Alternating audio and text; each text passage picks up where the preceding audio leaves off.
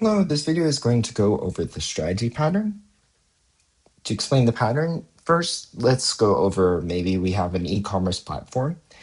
And in this platform, specifically for checkout, you first want to add credit card payment support.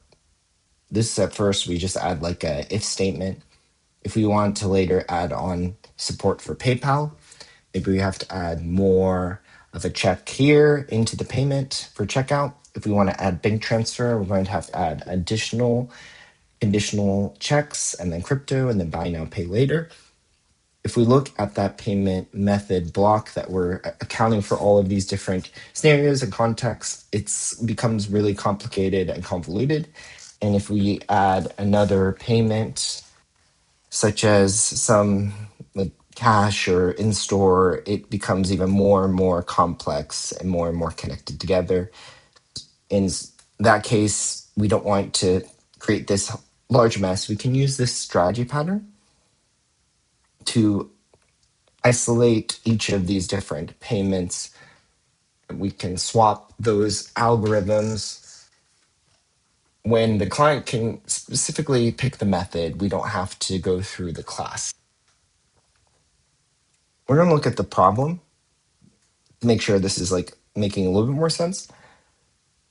We don't have the strategy pattern here. We're going to look at something like this user class. This is an overarching user class, and we have a pay method that checks what type of payment was selected. If the payment that was selected was credit card, we're going to validate security code. If it was PayPal, we're going to deduct a $5 fee. If it was bank, we validate and deduct the $3. We're handling all of these different checks within the pay method.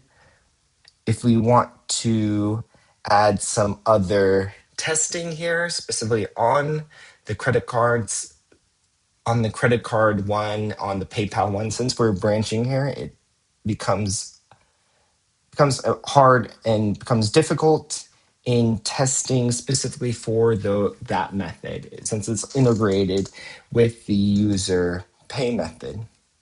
We have this open and close principle that it's specifically violating.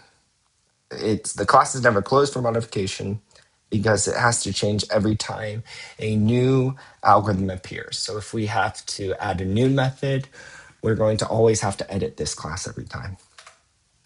The pattern overview, the first idea is the strategy pattern is a behavioral design pattern. If we look at the definition from the Gang of Four, it defines a family of algorithms, encapsulates each one, and makes them interchangeable.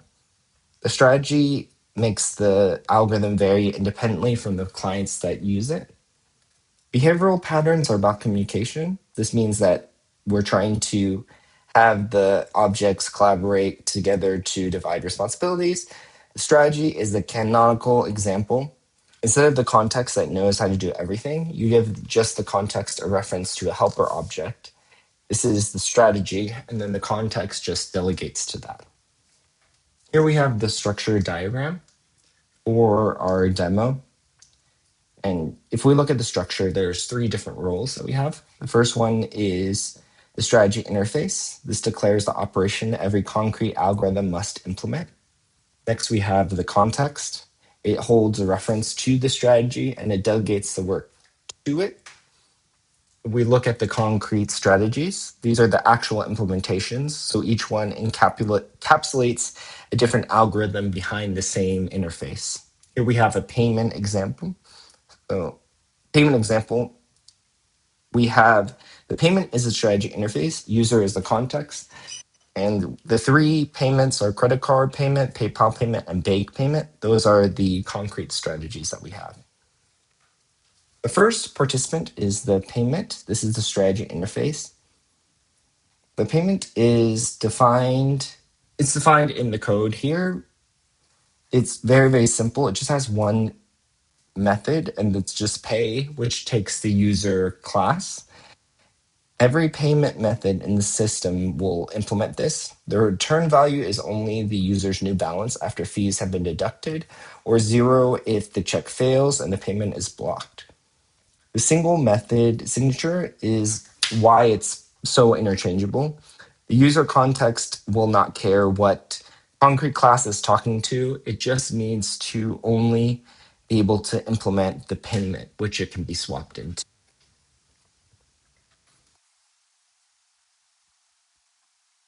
Here we have the user context. It holds these three fields. It holds the amount, the security code, it holds the password. The method that we want to really focus on is the payment method that takes the payment as an argument.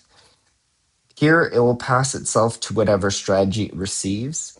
It will get back the computed balance, and it updates only if the result is positive. In this example, for the user class, it doesn't really have any understanding of the different payments. All it does is says, here's the data, and it's going to go through and have that calculate the fee. Here, we're just looking more for coding to that interface, not through inheritance, but through composition.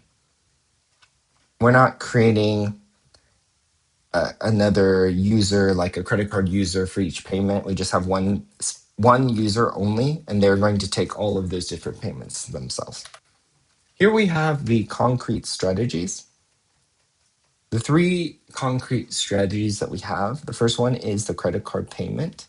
Here, it's going to validate the user security code against the store code that it has. If it matches, it's going to give a daily APR daily fee. It accounts for the leap year using the get day method. If the code doesn't match, it's just going to return a 0 on the mismatch. Next, we have the PayPal payment.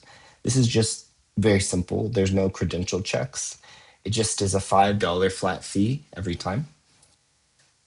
The third one we have is the bank payment. The bank payment will validate the user's password against this string cheese. If it's correct, it's going to deduct a flat fee, $3 fee. If it's wrong, it's going to return 0.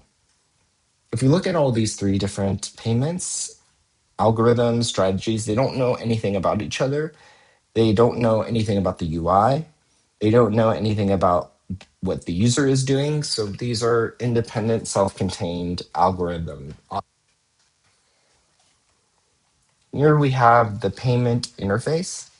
The payment interface is just simply the pay method. It just has 6 lines, including imports. That's all that we have. Again, any class that implements the pay method is a valid strategy. It's just instantly swappable to any other payment if we want to expand this out. Here we have the credit card payment. The pay just reads from the user. It's never modifying it. It computes and returns a number. The user then will just determine how to apply it. So the separation is really important. The strategy owns the algorithm. The context just owns the state. Here, we're going to look at the index TypeScript file. This is how it all gets wired together. We look at the first one. First we create the new user with the initial balance. We pass the security code and password. Next, for each one of these, we're going to look at this button that will initiate a different concrete strategy on the spot, and it passes it into this paid method. And in the paid method, if we look below, all it's doing is it's calling on the user, the payment method for the user. Once it does that, then it's going to delegate the specific payment strategy method or payment strategy class, and it will enact the payment method on that. Only the strategy object is being handed to it through this payment, so that's the only thing that will get changed. Here is the demo that we have. So at the top, we just highlight the flow. We have the user as the context. It delegates the payment, which will be implementing the different concrete strategies or algorithms that have been defined from the payment. If you look at the code here, This 2000 actually comes from the initial balance. We have this hard-coded user.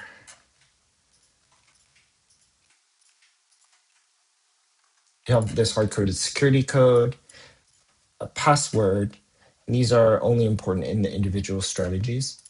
You start off with this amount. If I click on the credit card, it has one specific way that it determines how the fee is applied.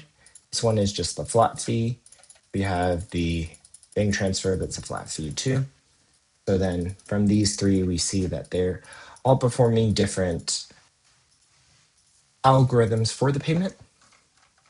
These buttons are just adding these classes, and these are the concrete classes to the user. In the paid method here, we are getting the payment. We have the user here, and all we're doing is we're applying the payment using the payment that's passed in. The payment is going to call the pay method from here, and the pay method is implemented differently in each one of these different classes. The payment here is returned by, we are getting the user.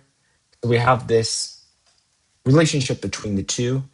We're returning the payment. We get the amount that we have from the user, and then we apply the $5 fee. If we do it for the bank payment, we do the same thing. Only if the password from the user matches the password that's defined here, then we'll do that.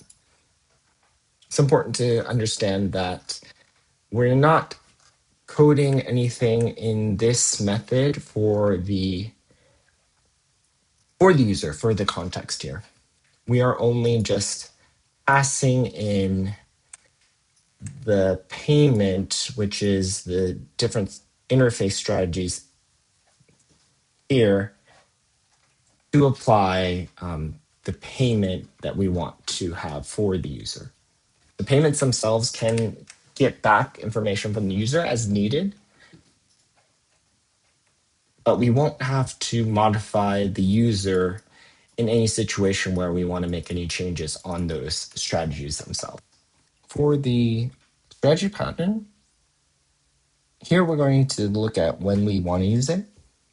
We're going to use it when we have multiple variants on the algorithm that you need to switch between them at runtime. So the example that we had was the payment method.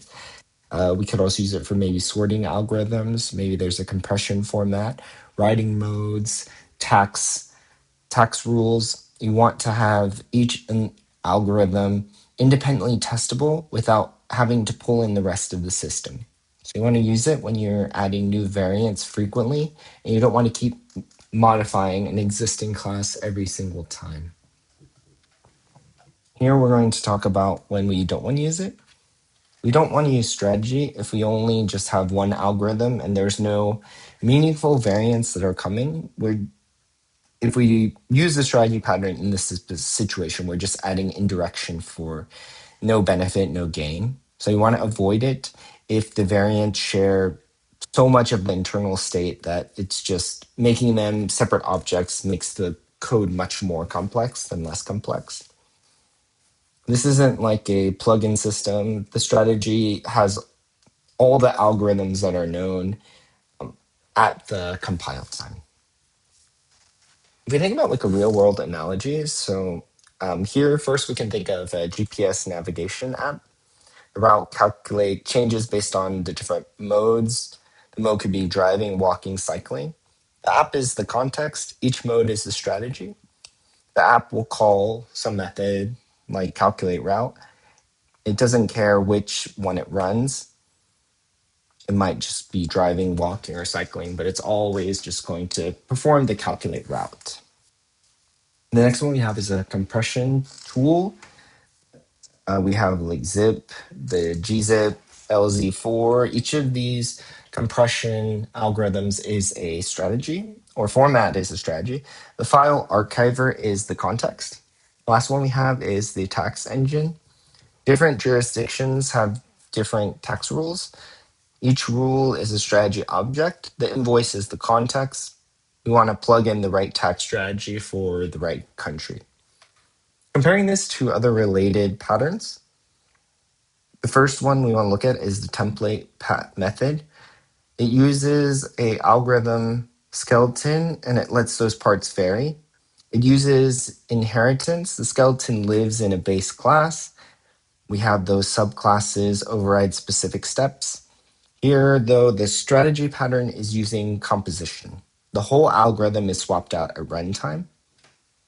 We use the template method when the algorithm structure is fixed and only the different steps will vary. We use the strategy when the whole entire algorithm will need to be replaceable. The second pattern we have is the state pattern. The state pattern will swap behavior at runtime. However, the state strategies know about each other and control when to transition between each other. The state model is a life cycle. The objects move through different states, whereas the strategy is more like a choice. The client picks the algorithm, and then the strategies themselves are independent from one another. In summary, the strategy pattern pulls algorithms into their own objects. It hides them behind a shared interface and lets the context delegate blindly. There's no conditionals, no coupling to specific implementations. All it is just the context will just have a strategy and it will just run to it. In this repo, we had the payment be the interface, the user as the context, and we have those three independent strategies that we had at runtime: the credit card payment, the PayPal payment, and the bank payment. Again, all the files and sources in the GitHub repo. You can run it locally, or you can just go to the GitHub page that I have in the repo as well to see it live and be able to test and work with it. And it has also the documentation as well. If you want to see more of the different siblings or videos, you can check out the state and the template method video that I'll have in the series. If this helped, genuinely, just have a like and subscribe. If it would help the channel grow, and I will see you next time.